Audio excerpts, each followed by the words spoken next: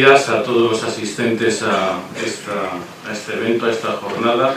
Quisiera, lógicamente, agradecer a los responsables del Grupo Saint-Gobain, empezando por su presidente, Ricardo de Ramón, y todo su equipo directivo, la oportunidad que nos dan a la Comunidad de Madrid de estar aquí, de explicarles en qué situación estamos en materia de certificación energética de edificios, pero también qué actuaciones se está llevando a cabo la Comunidad de Madrid desde el área de economía, que es a la que nosotros pertenecemos, como Dirección General de Industria, Energía y Minas, lo cual no significa que otros organismos como la Dirección General de Arquitectura y Vivienda no estén haciendo nada, sino que también son actividades complementarias. Yo voy a intentar, este es un tema un poco árido, porque si lo hago muy administrativo, pues a estas horas de la mañana seguro que logro que alguien se duerma, a pesar de que estemos empezando la jornada. Entonces voy a intentar hacerlo lo más ameno posible. El título que me habían propuesto era Balance y retos de la certificación energética de edificios en la Comunidad de Madrid. Y ven ustedes un logotipo en la parte superior que voy a explicar lo que es. Este tema del ahorro energético y de la eficiencia energética para nosotros no es nuevo, sino que ya en el año 2005-2006 utilizamos por primera vez ese logotipo que pone Madrid ahorra con energía. Bueno, pues es lo que pretendemos hacer con todo el conjunto de actividades dentro de ese marco o de ese paraguas que es Madrid ahorra con energía y que contempla no solamente los planes Renove que son conocidos por todos ustedes en la Comunidad de Madrid, sino otra serie de actuaciones que si tengo algo de tiempo les intentaré explicar. Bien, como bien ha dicho Javier, en los últimos tiempos, vamos a decir en las últimas décadas, ha habido una serie de cambios normativos que en la mayoría de los casos son consecuencia de la transposición de las directivas europeas al ordenamiento jurídico español, lo cual está provocando un cambio radical en la normativa, repito, que afecta a la edificación. Si bien, como ha dicho también Javier, lo hacemos bastante tarde y con sanciones de la Unión Europea. En estos momentos se tenía que haber traspuesto la última directiva que afecta al ámbito industrial, sobre todo que obliga a hacer auditorías en ese tipo de empresas o a colocar los repartidores de costes, como conocerán todos ustedes, que será a partir del 1 de enero del próximo año, con las válvulas termostáticas, que luego haré una mención a estos aparatitos, y resulta que todavía no se ha publicado en el boletín y me temo que hasta dentro de unos cuantos meses no se publicará. Pero el hecho cierto es que nos hemos encontrado con un nuevo Código Técnico de la Edificación, que es un paso adelante, con el Reglamento de Instalaciones Térmicas, el famoso RITE, que es competencia en este caso de la Dirección General de Industria, y con el tema de la certificación energética de edificios, que por decisión del Consejo de Gobierno hace ya unos años recayó en nuestra Dirección General. En cuanto a la certificación energética de edificios, saben todos ustedes que existe un Real Decreto del año 2013 que describe el procedimiento básico de certificación de eficiencia energética de edificios. Posteriormente a este Real Decreto tuvimos que publicar una orden de la Consejería de Economía y Hacienda para crear el registro. Tuvimos muy poco tiempo para desarrollar la aplicación informática. Tuvieron que trabajar nuestros compañeros incluso por las noches porque el tiempo que tuvimos no llegaba ni siquiera a un mes. Y el régimen sancionador, que también conocen ustedes, está recogido en una ley del año 2013 de rehabilitación, regeneración y renovación urbanas. En cuanto al procedimiento básico de certificación, el ámbito de aplicación es el siguiente. Por un lado, a edificios de nueva construcción, tanto en la fase de proyecto como edificio terminado, en edificios o partes, es decir, pisos, oficinas o locales existentes, y también en edificios públicos de más de 250 metros cuadrados que tienen que tener la etiqueta expuesta.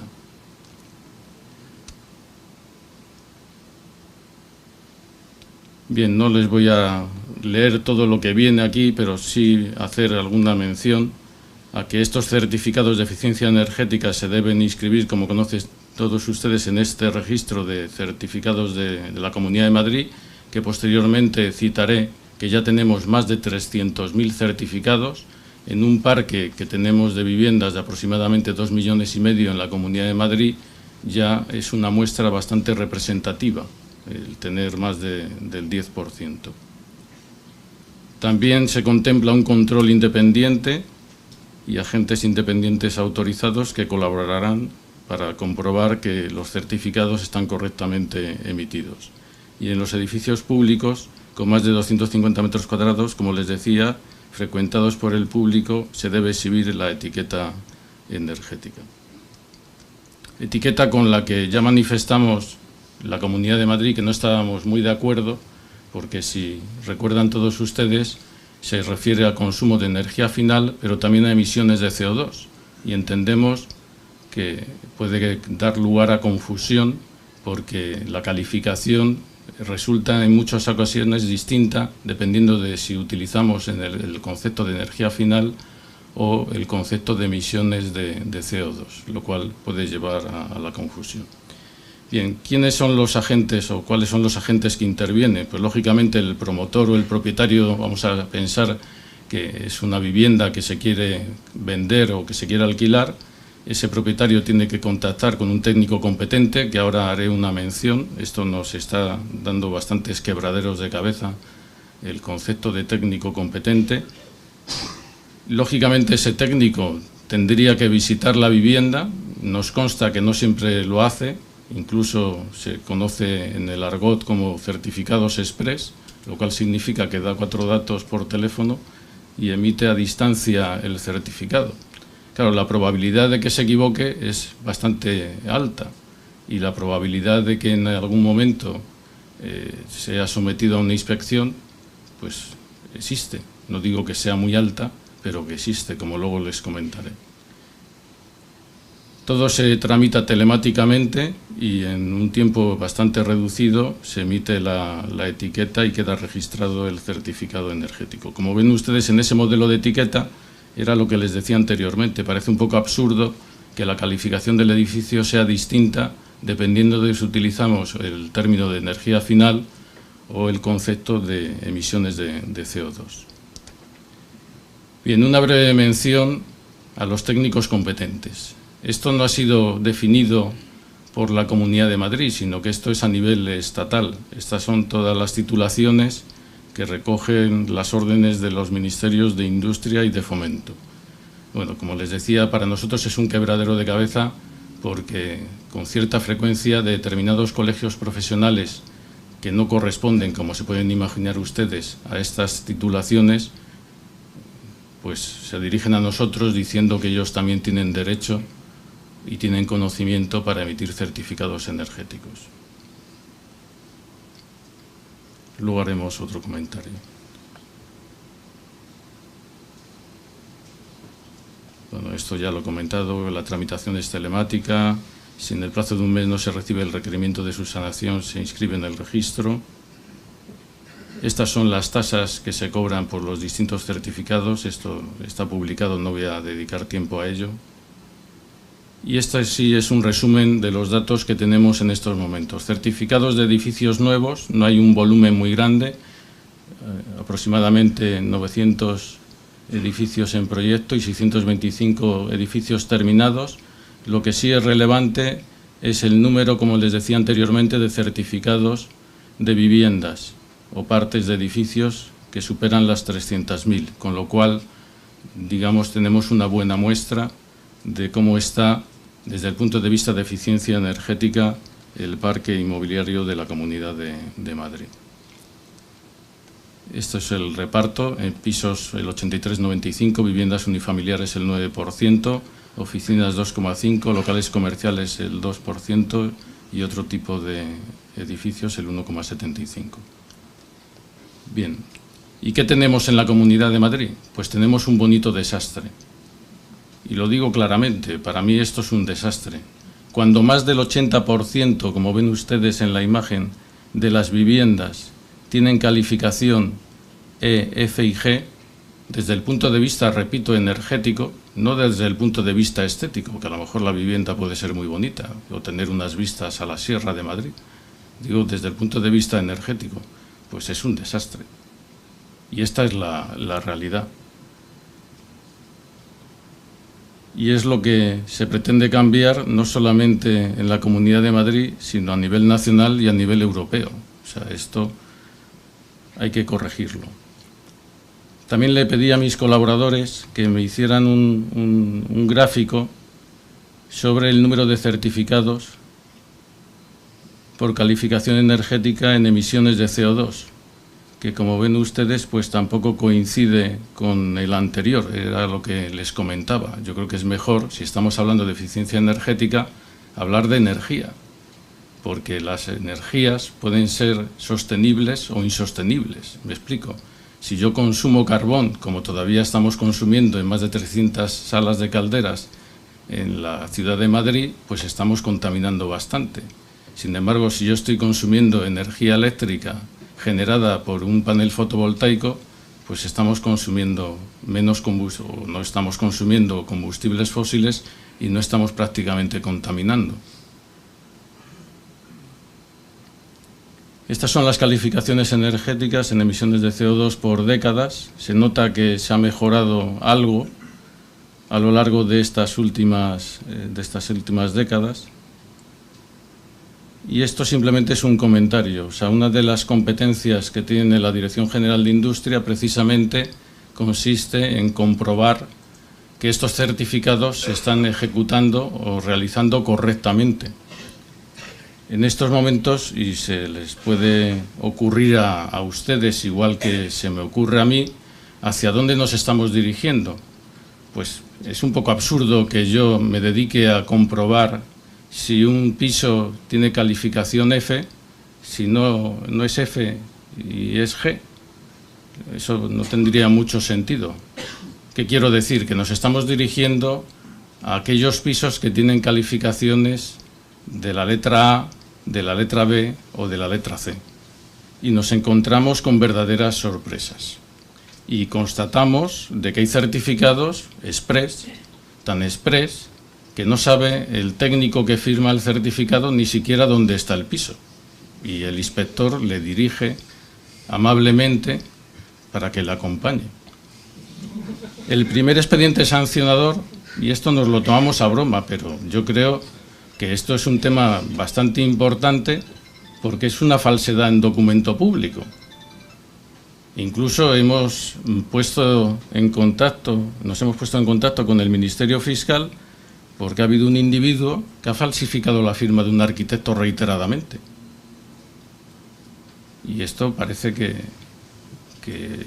no va a estar controlado. Pues que sepan ustedes que está controlado y que estamos imponiendo sanciones. Y la primera sanción correspondió a un profesional de la arquitectura que le hizo caso a su cliente. Y el cliente es que quería que tuviera calificación energética A. Y no se le ocurrió otra cosa más que poner que en la vivienda, que era una vivienda unifamiliar, había una caldera de biomasa. Y cuando fue nuestro inspector, que tiene conocimientos de calderas, lo que allí existía era una caldera de gasóleo. Bueno, pues tuvimos que abrir expediente. Y yo no quiero que esto lo tomen como una amenaza, sino que simplemente actúen con rigor y que esas actuaciones que tienen algunos profesionales que no nos contagien al resto, porque mal andaremos. En otros países el valor inmobiliario de la vivienda está íntimamente relacionado con la calificación energética. Eso todavía en España, como pensamos que este es un trámite burocrático más, que es una cuestión puramente administrativa. Ayer me decía un director general de un ministerio, que no voy a citar por no levantar pistas, que esto no sirve para nada. Era de otro ramo, era del ramo de las telecomunicaciones. Entonces, ¿cómo que no sirve para nada?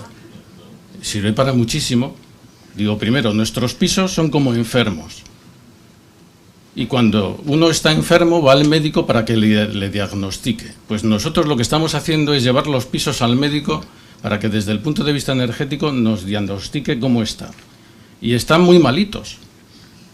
Están, no digo que a punto de morir, pero a veces cuando hablamos de rehabilitación, y perdonen ustedes porque sé que hay mucha gente del sector de la arquitectura en esta sala, a veces a mí me da la tentación de proponer la demolición, porque la rehabilitación de edificios que están penosos cuesta una barbaridad y puede que compense económicamente, lo que pasa que no todo es economía, el demolerlo, pero no voy a demoler nada. Les confieso que yo soy ingeniero de minas y que uno de mis temas favoritos son las demoliciones con explosivos, pero no me dejan mis mayores. Bueno, esto es un poco ya fuera de la broma la situación que tenemos en la Comunidad de Madrid. ¿Qué quiero decir con esto? Que hay muchísimo que hacer en materia de rehabilitación energética y que cuando se habla de la recuperación de la construcción tenemos que ser conscientes de que nunca volveremos a tener la misma actividad que hemos tenido en décadas pasadas. Yo recuerdo que cuando con el equipo del Grupo Saint-Gobain se inauguró la planta de yeso laminado de San Martín de la Vega, los directivos que venían de Francia nos comentaban que estaban sorprendidos de la cantidad de viviendas que se construían en España, que si no recuerdo mal, Ricardo, era la suma de Inglaterra, de Francia y de Alemania. Claro, ese modelo de economía es que es totalmente insostenible. Entonces, tendremos que dirigir nuestros esfuerzos no solamente a recuperar el sector de la construcción, sino a poner en valor la rehabilitación de los miles de edificios que tenemos y de los millones de viviendas que tenemos en este país. Bueno, se han desarrollado los nuevos programas informáticos que no dejan de ser más que herramientas muy útiles que les van a explicar a ustedes. Y aquí he intercalado dos pantallas que utilizó un asesor del director de los responsables de la Unión Europea que estuvo con nosotros hace 2 días, Samuel Furfari, que le pedí autorización para proyectarlas, donde lo que nos dicen los máximos responsables de Europa en materias de energía, que el concepto de eficiencia energética es el que tiene la máxima prioridad ahora mismo, mucho más incluso que las energías renovables. Y yo me alegré que dijera eso en público, porque la política que ha seguido la Comunidad de Madrid ha sido esa. Está muy bien apoyar las energías renovables, pero en su justa medida, porque a veces son caras. Y eso nos da lugar a tener ahora mismo una potencia instalada en España de más de 103.000 megavatios. Pero ¿saben ustedes cuál es la potencia punta que demanda toda España? Pues no supera los 44.000 megavatios. ¿Qué es lo que está pasando? Es como si yo me hubiera comprado un coche de 200 caballos de potencia y resulta que yo no necesito un coche tan grande para desplazarme de Madrid a Barcelona. Necesito un coche de la mitad de potencia. Pues lo que resulta es que hay tecnologías como la eólica o la solar fotovoltaica que si no hay viento y no hay sol no generan. Pero por si acaso tengo que atender la demanda, necesito haber invertido en tecnologías convencionales, que en este caso son las centrales de ciclo combinado. Claro, ese modelo energético es sumamente caro, porque por cada megavatio renovable necesito invertir en un megavatio convencional. ¿Y qué está haciendo la Comunidad de Madrid? Está intentando apoyar las energías renovables y sobre todo la energía solar térmica, porque la que se puso de moda fue la energía solar fotovoltaica, con la famosa prima que se denominaba, que yo en plan de broma digo que si se hubiera llamado suegra en lugar de prima, a lo mejor no hubiera sido tan atractiva la ayuda, pero bueno, es una cuestión, vamos a decir, semántica. Sin embargo, la energía solar térmica que me sirve para no consumir combustibles fósiles, resulta que esa no se ha popularizado en este país, que tiene unos niveles de insolación muy superiores a los de Alemania y a los de otros países europeos. Y como les decía, lo que está haciendo la Comunidad de Madrid es promocionar no el megavatio verde, que lo hacemos en su justa medida, sino el negavatio con N de Noruega. ¿Y eso qué significa? Que podemos ahorrar y que podemos utilizar tecnología que está a nuestro alcance para reducir los consumos de energía, que vamos a verlo brevemente. Y esto es lo que recoge la nueva política energética a nivel europeo que nos va a llegar. Es decir, que esto, como comentaba Javier, no termina aquí. O sea, las directivas que hay que transponer, por cierto, que nos anunció que este próximo semestre, del año 2016, van a revisar todas las directivas de eficiencia energética y las van a endurecer. Y esta, precisamente, nos viene muy bien para el inicio de esta jornada. ¿Qué nos decía Samuel Furfari, este asesor de la Unión Europea? Que a nivel europeo, prácticamente la mitad de la energía se consume en calefacción y en refrigeración de los edificios. Habló también de los procesos industriales, donde la componente térmica era elevadísima. Que en el desplazamiento en el transporte se consume aproximadamente el 28% y en el funcionamiento de equipos eléctricos aproximadamente el 22%. Y como bien decía Javier, está ahora de moda hablar de los edificios de consumo de energía casi nulo. Es decir, que todos creo que somos conscientes de que en los edificios, ya sean de tipo residencial, del sector terciario o en edificios públicos, estamos consumiendo cantidades ingentes de energía. Y ahí es donde hay que actuar. Y esta imagen que tomé de una presentación de otro compañero, dejando a un lado la precisión o la exactitud de estos porcentajes, nos dice lo mismo, que en calefacción vamos a hablar de un intervalo del 40 al 60% de la factura energética. Nos gastamos. En la producción de agua caliente sanitaria, en torno al 20-24%. Luego tenemos equipos eléctricos, cocina e iluminación. ¿Por qué digo esto? Porque ahora está de moda hablar de la tecnología LED. ¿Quién no ha puesto una lámpara LED en su casa? Lo cual no significa que yo esté atacando la tecnología LED, que me parece muy bien. Pero estamos optimizando un subsistema, el de la iluminación, que tiene un peso relativo muy pequeño en el conjunto de la factura energética. ¿En dónde consumimos más? ¿En qué subsistema? En el de la calefacción. ¿Y se puede reducir el consumo? Pues de forma inmediata y muy sencilla. Primero, si asimilamos el edificio al ser humano, ¿qué hace una persona cuando tiene frío? Abrigarse. Actúa sobre la epidermis, cubre la epidermis, actuando, lógicamente, en el edificio sobre la envolvente térmica. Pues cambiemos las ventanas y pongamos ventanas más eficientes y actuemos sobre las fachadas. Y eso es de sentido común. El único problema, que no es pequeño, es convencer a mis vecinos para que todos hagamos la famosa derrama y actuemos sobre la envolvente del edificio. Y la segunda medida, que es fundamental para reducir ese 60%, es instalar una buena caldera. Y las calderas que son más eficientes son las que se denominan calderas de condensación, pero no es suficiente con la caldera, que puede ser individual o comunitaria, sino que necesitamos sistemas de regulación. Y esa es otra asignatura pendiente en este país, que yo, que soy muy bruto porque soy ingeniero de minas y trato con las piedras, no logro entender.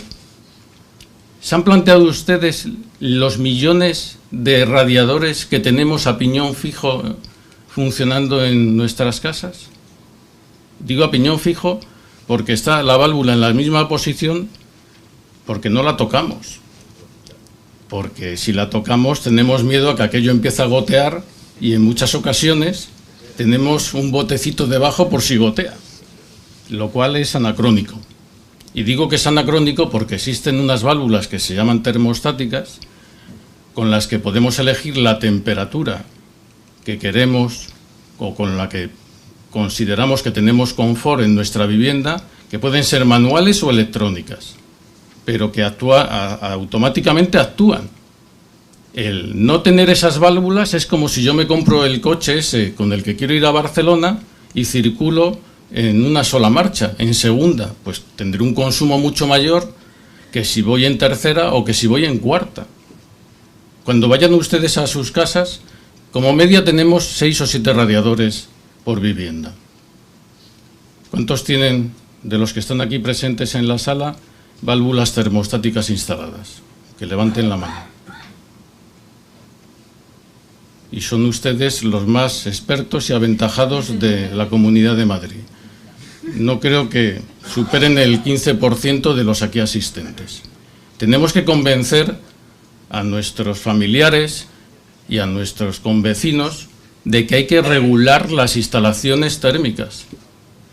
Y si es una instalación comunitaria, no es suficiente con tener las válvulas termostáticas, porque eso da lugar a una demanda variable de agua caliente de calefacción.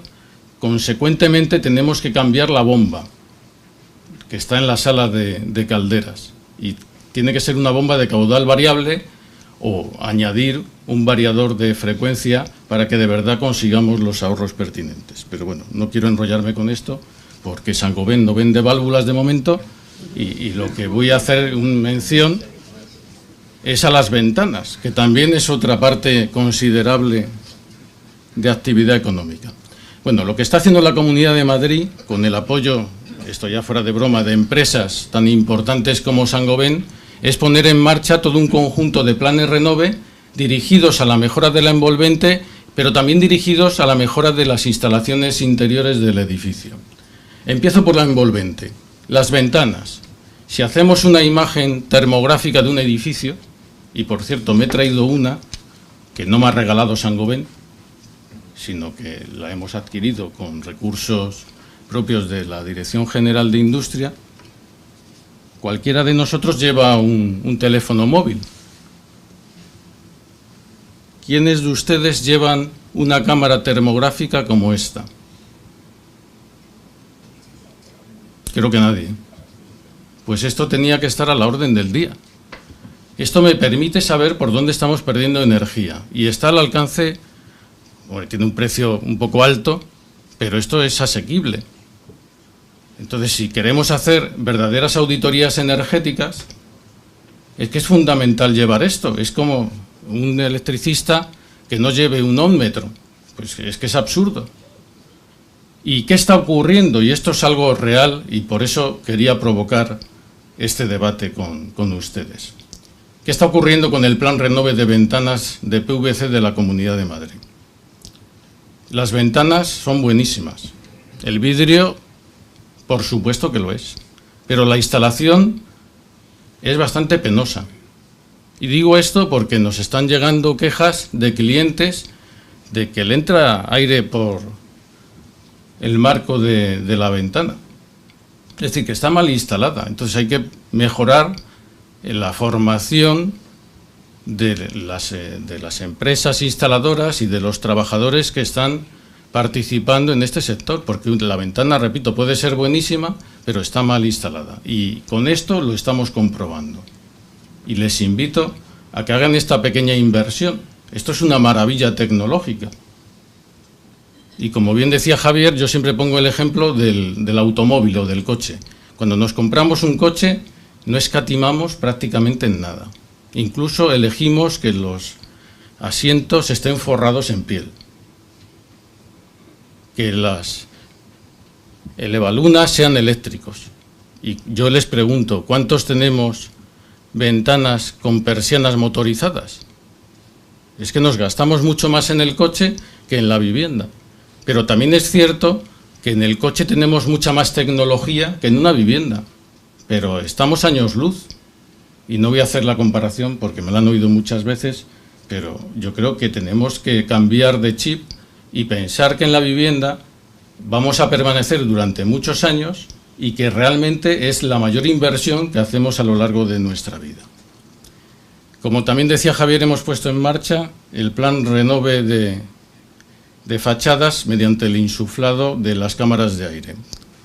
Incluso tenemos algunos amigos que son directores o directivos de alguna empresa energética que están encantados con la actuación y son los mejores comerciales que tenemos ahora en el plan Renove de mejora de las fachadas. El plan antirreactiva es simplemente la colocación de una batería de condensadores para evitar pagar a las compañías eléctricas el consumo de energía reactiva que se demanda en los tubos fluorescentes o en los motores eléctricos que tenemos en el accionamiento de ascensores, etcétera. Luego tenemos el PRIEN, que es el Plan Renove de instalaciones eléctricas en edificios. Esto tiene más que ver con la seguridad más que con la eficiencia. Los repartidores de costes y las válvulas con cabezal termostático, el alumbrado de emergencia, que estamos pretendiendo que sea autotest, es decir, que nos esté diciendo el aparatito si está funcionando o no, el Plan Renove de iluminación de salas de calderas, de detectores de presencia o de ascensores. Y voy a hacer una pregunta con relación a los ascensores. ¿Saben ustedes, Eduardo, te toca a ti, cuántos ascensores tenemos en la Comunidad de Madrid? 200.000. No llega a 200.000, tenemos unos casi 170.000 ascensores. ¿Y por qué estoy hablando de los ascensores? Si les pregunto, ¿tiene alguna justificación que la cabina esté encendida a las 24 horas del día? Ninguna. No es porque esté en una norma, sino por dejadez. Pues simplemente colocando un detector de presencia o un dispositivo vinculado a la maniobra, evitamos el consumo de energía durante muchísimas horas. El tiempo acumulado de funcionamiento de un ascensor no es de más de 6 o 7 horas. Luego fíjense ustedes la cantidad de energía que estamos gastando y que podríamos ahorrar. Voy a ir terminando. Simplemente estos son las imágenes de los dípticos de los planes Renove que tenemos en marcha durante este año 2015, desde la mejora de la envolvente, repito, con las ventanas y con las fachadas, hasta salas de caldera, repartidores de costes, etcétera. Todo esto lo pueden ver en la página web de la Fundación de la Energía o de la propia Comunidad de Madrid. Esto es lo mismo que ha dicho Javier, que nosotros somos partidarios, además de los planes Renove, que nos han permitido gestionar más de 100 millones de euros de dinero público, y eso ha dado lugar a más de 700.000 actuaciones que hemos convertido, muchas de ellas de dinero B a dinero contante y sonante con declaración del IVA, porque no admitimos ningún pago que no esté justificado mediante transferencia bancaria, es decir, todo se tiene que hacer legalmente. Y entendemos que estos apoyos fiscales son una herramienta o un instrumento potente de cara a impulsar la rehabilitación. Termino y quedo a su disposición y espero haberles animado en este comienzo de la mañana y sobre todo que adquieran una cámara termográfica para ver por dónde pierden energía. No llevo comisión porque no he citado la marca, pero seguro que el Grupo Saint-Gobain, si hacen ustedes muchas obras, a lo mejor, Ricardo, soy un tremendo. Muchas gracias.